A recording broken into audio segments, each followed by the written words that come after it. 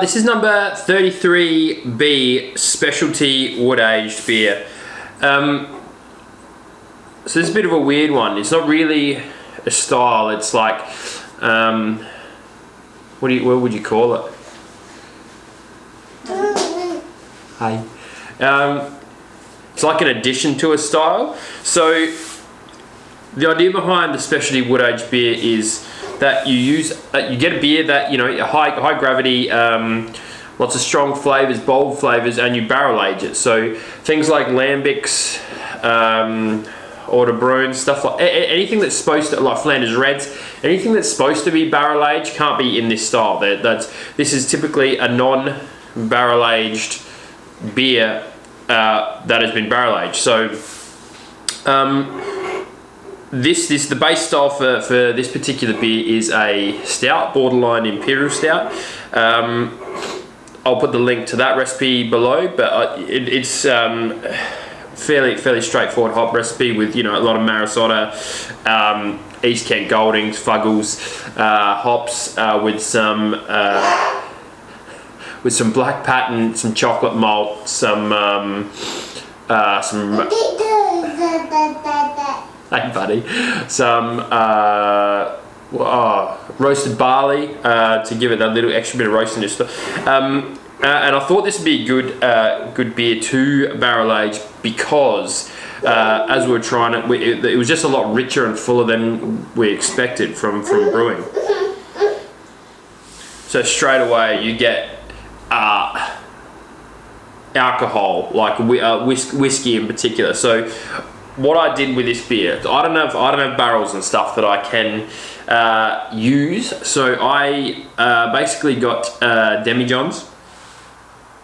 I got oak barrels that were used for whiskey. I soaked them in the smallest bit of whiskey just to make sure that they were, sanitary, and I used that as a bed.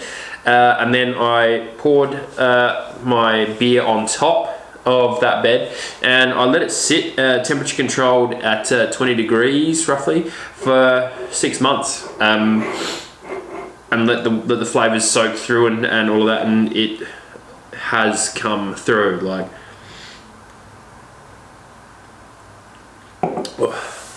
it's a really full beer, which is really good because the whiskey and the oak, vanilla and stuff flavors really can be overpowering, whereas because there's so much backbone to this beer, it doesn't do that. I'll also put the I haven't got it with me right now. I'll also put the amounts of whiskey, the amount of oak chips and stuff that I used, or oak barrel or whatever it was,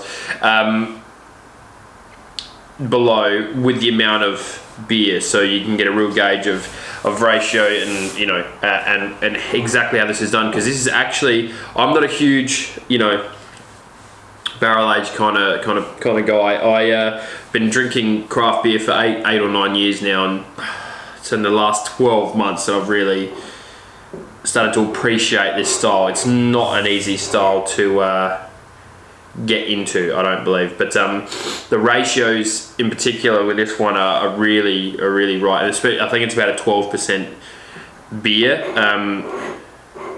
This is why I've got it in the wine, the snifter style glass, because I'm not looking to get mashed tonight. So,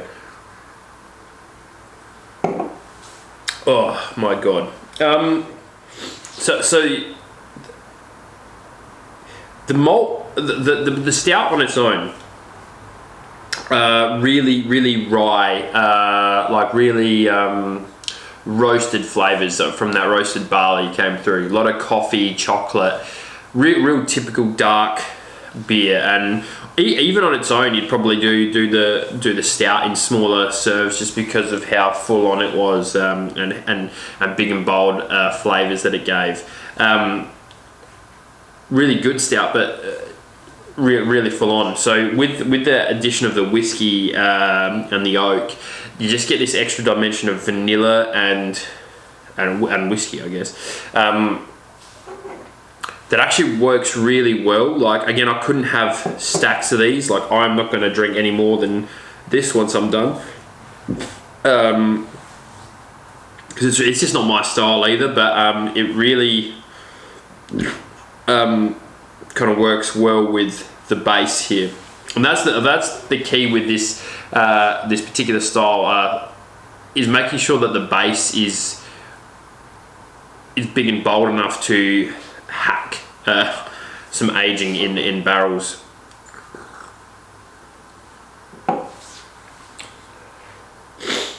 So the ABV on this is about a 12%, or maybe 11%, something like that, 11 to 12. I do not have the IBUs or the SRM at the moment, but I'll put links to the base style recipe with a bit of a. I'll make sure the recipe is labelled 33B. Specialty wood aged beer, within the comments section, giving you information on the barrel aging process, or the the wood aging process. There's no real bitterness either. It is barrel aged barrel aged stout. The BJCP guideline talks about the KBS. I think it's the founders. Give me 2 seconds. Yeah, it's the Founders Kentucky Breakfast Stout, which is full on beer in its own right, and it's expensive. But once you brew this yourself and you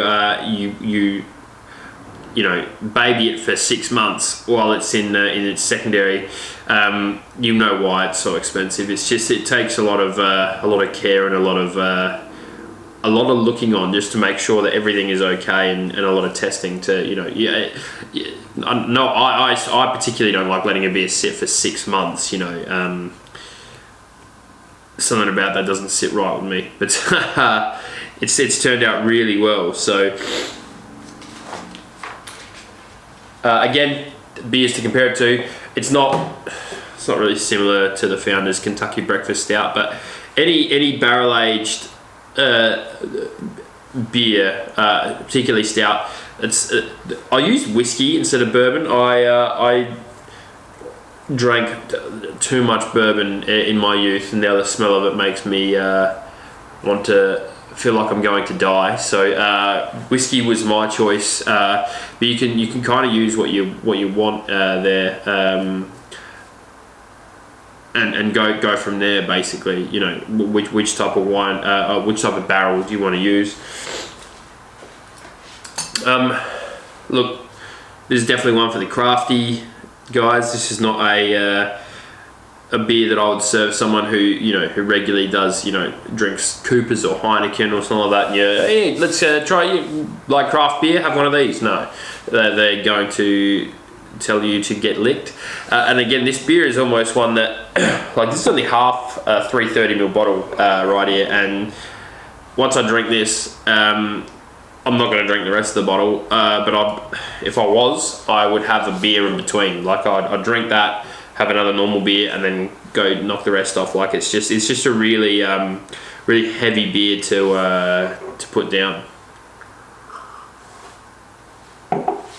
And again, that may not be the same for everyone. Is not my style. Not my style of beer at all. So, my opinion, I guess, on barrel aged beers. So a big broad overall. You're getting a lot of the stout come through, but vanilla and whiskey is kind of it's not hidden. And that's not to say that it's overpowering, but for me, those flavours, like when I have a stout, I like searching for the coffee and the chocolate and the biscuit and the, delving through the layers of what a stout can be. Whereas when I want to have a barrel aged stout, the bourbon or the whiskey does stand out to me. And as you can see, that there's no head. There's you can try, but it's an alcoholic beer. So this is another one of the Homebrew Challenge beers. Me and a couple of the boys are basically working our way through the 120 beer styles as defined by the BJCP, or we've counted 120, I don't really know how many there are. I've heard some people say 99, I don't know why. We've got So this is another homebrew challenge beer.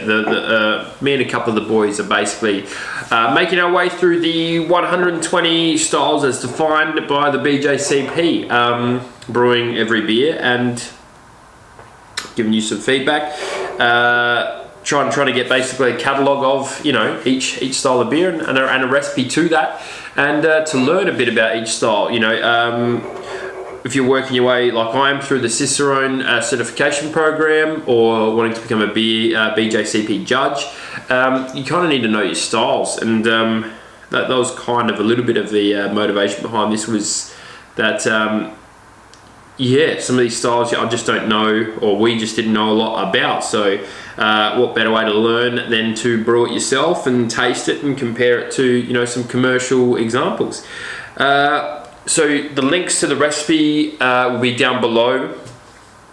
I'll put a link to the website as well if you want to go and have a scope of the website. There's plenty of other content up there.